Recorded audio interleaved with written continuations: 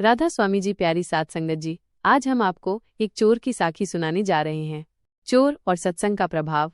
एक समय की बात है, एक बहुत बड़ा और नामी चोर था जिसके 4 लड़के थे। जैसा कि अक्सर होता है, पिता अपने बच्चों को वही काम सिखाते हैं जिससे उनकी रोजी रोटी चलती रहे। उस चोर ने भी अपनी चोरी की सारी कला और तरीके अपने चारों बेटों को सिखा दिए। वो उन्हें कई बार अपने साथ चोरी पर भी ले जाता था ताकि वे पूरी तरह से माहिर हो जाएं। जब चोर को लगा कि उसका अंत समय आ गया है तो उसने अपने चारों बेटों को बुलाया। उसने कहा, बेटा, मेरा इस दुनिया से जाने का समय आ गया है। मेरी कुछ बातें हमेशा याद रखना ताकि तुम कभी मार न खाओ और न ही कभी पकड़े जाओ। उसने अपने बेटों से कहा, तुम वही काम करना जो मैंने और तुम्हारे दादा ने किया है, लेकिन एक बात का हमेशा ध्यान रखना, जहाँ कहीं भी सत्संग हो रहा हो या ज्ञान की बातें चल रही हों, वहाँ से दोनों कान बंद करके निकलना। किसी संत महात्मा का कोई प्रवचन तुम्हारे कानों में नहीं पड़ना चाहिए। सत्संग में कभी मत जाना और उनकी बातों को कभी मत सुनना। अगर कभी वहां से गुजरना भी पड़े तो दोनों कानों में उंगली डालकर निकल जाना। कुछ समय बाद वो चोर मालिक का प्यारा हो गया और उसने अपना शरीर त्याग दिया। एक दिन उसके चारों बेटे चोरी करने निकले। 3 भाई आगे चले गए और चौथे छोटे भाई का इंतजार करने लगे। उन्होंने एक चौराहे का नाम तय किया था जहाँ सभी को इकट्ठा होना था और फिर किसी राजा या सेठ के घर में घुसकर सोना चांदी और जो भी धनमाल हाथ लगे उसे लेकर भागना था। छोटे भाई को फोन किया गया तो उसने कहा, आप वहीं इंतजार करो, मैं किसी कारणवश थोड़ा लेट हो गया हूँ, बस आ ही रहा हूँ। वो छोटा भाई अपने भाइयों के पास जा रहा था। रास्ते में किसी जगह सत्संग हो रहा था। जब वो वहां से निकल रहा था तो उसके पैर में एक बड़ा कांटा चुभ गया जो अपने आप निकल नहीं सकता था। उसने दोनों हाथों की उंगलियां जो कानों में डाल रखी थीं ताकि सत्संग की बात न सुन सके, हटाई और बड़े आराम से कांटे को निकाला। जब तक वो कांटा निकाल रहा था, सत्संग की 2 बातें उसके कानों में पड़ गईं। संत महात्मा प्रवचन दे रहे थे कि 1. देवी देवताओं की परछाई नहीं होती। 2. वे जहाँ चलते हैं उनके पैरों के निशान नहीं आते, चाहे वे जमीन पर चलते हुए दिखाई क्यों न दे, उनके पैर मिट्टी में नहीं छपते। ये 2 बातें उसके कानों में पड़ी। उसने फिर उंगलियां कानों में डाली और अपने भाइयों के पास चला गया। बड़े भाइयों ने पूछा, भाई इतनी देर क्यों लग गई? छोटे भाई ने बहाना बनाया कि उसे कोई काम लग गया था। फिर उसने बताया कि कैसे रास्ते में उसके पैर में कांटा चुभ गया और कैसे पिताजी की बात याद आई कि सत्संग नहीं सुनना है, लेकिन कांटा निकालते समय सत्संग की 2 बातें उसके कान में पड़ गईं। भाइयों ने पूछा, क्या बातें थीं? छोटे भाई ने वही 2 बातें बताईं, देवी देवताओं की परछाई नहीं होती और उनके पैरों के निशान नहीं पड़ते। बड़े भाइयों ने कहा, कोई बात नहीं, हमें इन बातों पर अमल नहीं करना है। पिताजी ने कहा था कि कभी अमल मत करना। सत्य की पहचान और सत्संग का फल। उसी रात उस नगर के एक सेठ के घर चोरी हो गई। सुबह सेठ ने थाने में रिपोर्ट लिखवाई। पुलिस ने मुआयना किया और देखा कि काफी नुकसान हुआ था। ढूंढ भाल करते हुए वे उन चोरों तक पहुंच गए। किसी जासूस, उस समय दूत या सैडी वाले कहा जाता था, ने राजा को बताया कि चोर यही लोग हो सकते हैं। राजा ने उस जासूस को इनाम का लालच दिया यदि वह ये साबित कर दे कि चोरी इन्हीं लोगों ने की है। रात के 12 बजे का समय था, चांदनी रात थी। उस जासूस ने काली माता का रूप धारण किया और उन चारों भाइयों के पास गई। चारों भाई खुश हुए कि आज साक्षात कालका माई ने दर्शन दिए हैं।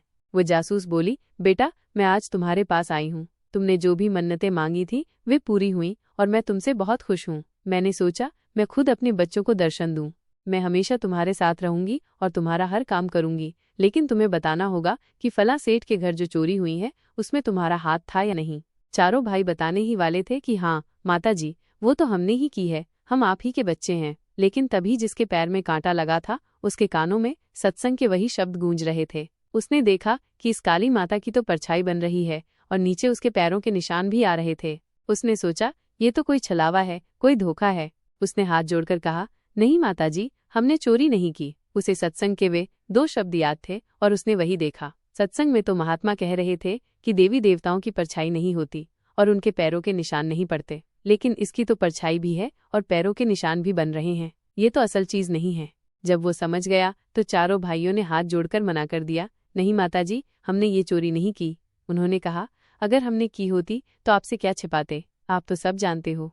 जब उन्होंने मना कर दिया तो वो जासूस चली गई। उसने राजा से कहा, उन्होंने चोरी नहीं की है, वे चोर नहीं है। वे मेरी पूजा करते हैं, मन्नतें मांगते हैं और चोरी करने से पहले मेरे पास माथा टेक कर जाते हैं, लेकिन उन्होंने इस चोरी में उनका हाथ नहीं है। अगर होता तो वे मुझसे झूठ नहीं बोल सकते थे। इस तरह वे चारों भाई बच गए, नहीं तो उस नगर का राजा इतना सख्त स्वभाव का था कि वो उन्हें उसी वक्त फांसी पर लटकवा देता या कोल्हू में पिसवा देता। सत्संग का जीवन बदलने वाला प्रभाव। उन चारों भाइयों ने सोचा, आज तो सत्संग के सिर्फ 2 शब्द हमारे कानों में पड़े, जिसकी बदौलत हमारी जान बच गई। अगर हम पूरा सत्संग सुनेंगे तो कितना फायदा होगा।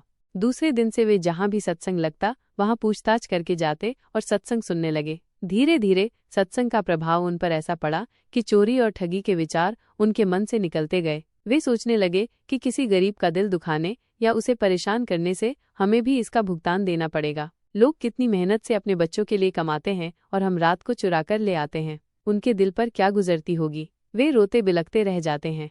क्या हमको इसकी सजा नहीं मिलेगी? कहते हैं ना, जैसा करे संग वैसा चढ़े रंग।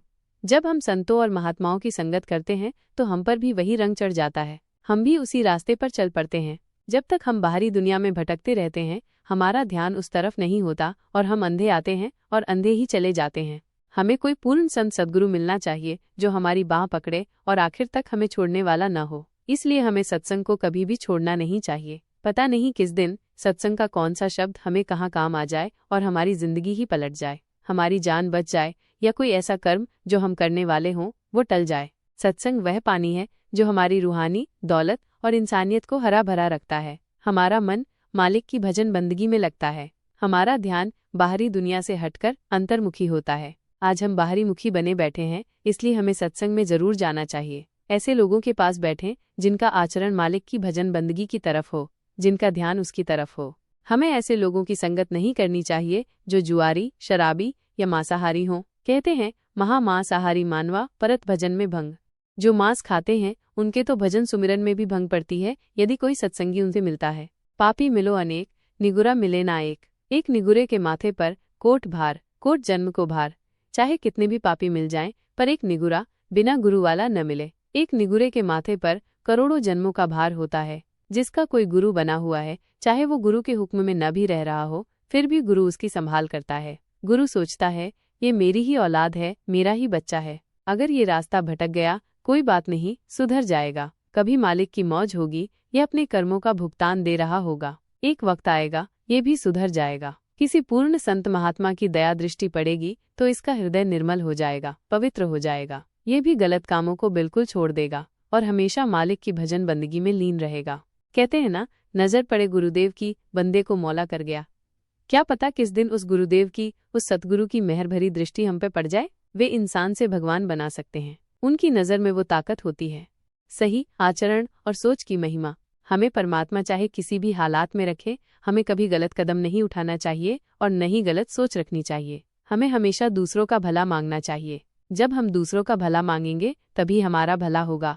गुरु गोविंद सिंह जी ने अपनी वाणी में कहा था, जो तो को कांटा बोए वा को बोए तू फूल, तो है फूल को फूल है वा को में त्रिशूल। इसका अर्थ है कि जो तुम्हें दुश्मन की नज़र से देखता है और तुम्हारे रास्ते में कांटे बोता है, तुम उसके लिए कांटे मत बो बल्कि फूल बो। जो अपने रास्ते में फूल बोता है उसे तो बदले में फूल ही मिलते हैं, लेकिन जो अपनी गलत सोच बनाकर दूसरों के लिए गड्ढा खोदता है, दूसरों के रास्ते में कांटे बोता है, वही कांटे उसी को सूली बनकर चुभते हैं। वो कोई किसी का कुछ नहीं बिगाड़ता। हमें अपनी जगह खुद को सही रखना है, अपनी सोच को सही बनाना है। जब हम अपनी सोच बदल लेंगे तो हम अपने आप बदल जाएंगे। जब तक हमारी सोच नहीं बदलेगी, हमारे कारनामे नहीं बदलेंगे, तब तक हम कभी भी उस परमात्मा से मिलने के लायक नहीं बनेंगे। उसको मिलने के लायक इंसान तभी बनता है जब अपने सारे विकारों को निकाल देता है। जब विकार निकल जाते हैं तभी वो परमात्मा उसको स्वीकार करता है, अपने अंदर विलीन करता है, अपने खजाने में उसको डालता है।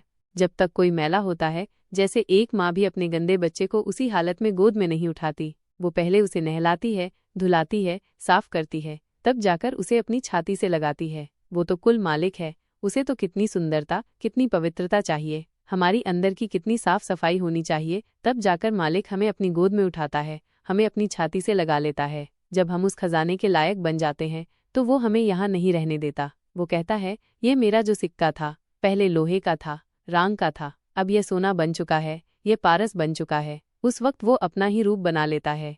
हमें भी चाहिए कि इन संत महात्माओं के प्रवचनों को सुनकर, उनके शब्दों पर अमल करके, उनके वचनों पर अमल करके हम भी अपने आप को बदलें, अपनी सारी कुरीतियों को बदलें, ताकि मालिक हम पर भी खुश हो, मेहरबान हो और हमारी भी लाज हर जगह रखे। वो हमारा स्वार्थ भी बनाएगा, हमारा परमार्थ भी बनाएगा, लेकिन तभी जब हम उस लायक बनेंगे। यदि हमारे वही कारनामे, वही करतूतें होंगी तो वो कभी हमारी तरफ मुड़कर भी नहीं देखेगा और हमें और ज्यादा दुख मिलते रहेंगे। सुख में याद ना किया, दुख में किया याद, कहे कबीर दास की कौन सुने फरियाद। यदि हम सुख शांति में उसे याद ही नहीं करेंगे, कभी उसकी तरफ ध्यान ही नहीं देंगे, और जब हमें दुख मिलेंगे हमारे कर्मों के मुताबिक, तब हम उससे फरियाद करेंगे, मालिक हमें यहाँ से बचा लेना, हमारी आप ही हो। उस वक्त कौन सुनेगा हमारी पुकार? यदि मालिक हमें 4 दिन अच्छे दे दे, धन दौलत बख्श दे, हमारा अच्छा कारोबार चल जाए, तो हम सबको भूल जाते हैं। हम सारे रिश्ते नातों को भूल जाते हैं, उस परमात्मा को भी भूल जाते हैं जिसने सब कुछ दिया है। हमें इतना घमंड और अहंकार भर जाता है कि हम किसी को समझते ही नहीं हैं। कबीर साहब ने अपनी वाणी में फरमाया है, कबीर गर्व न कीजिए, ऊंचा देख आवास, आज काल भय लेटना, ऊपर जामे घास। भाई तू गर्व मत कर, गुमान मत कर, आज या कल में तू जमीन में लेट जाएगा और तेरे ऊपर घास जम जाएगी। तुझे किस चीज का मान है, किस चीज का अहंकार घमंड कर रहा है तू? इस रूप रंग का, इस जवानी का, इन महलों का, इस धन दौलत का, ये किसके पास रहे हैं? कितने कितने बड़े राजा महाराजा आए, उन्होंने सारी दुनिया को मारा, कितने खजाने भर लिए, लेकिन आज तक कोई एक पैसा भी अपने साथ लेकर गया? एक सुई तक भी कोई साथ नहीं ले गया। न कोई लेकर गया है, न कोई लेके जाएगा, न कोई आज तक वहां से कुछ लेकर आया है। खाली आता है, खाली चला जाता है। तो हमें भी चाहिए कि इन संत महात्माओं के वचनों पर चलकर हम अपने आप को सुधारें, अपनी कमियों को निकालें, ताकि मालिक हमारी भजन बंदगी की लाज रखें और हमें भी अपने निज घर उस सचखंड में जगह दे। यदि आप हमारे चैनल पर नए हैं तो हमारे चैनल को लाइक व सब्सक्राइब जरूर करें और कमेंट में राधा स्वामी जी लिखें। ये भी लिखें कि आप कहाँ से सुन रहे हैं। राधा स्वामी जी।